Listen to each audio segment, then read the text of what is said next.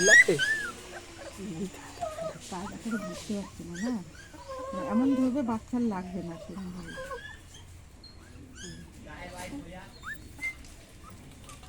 লাগবে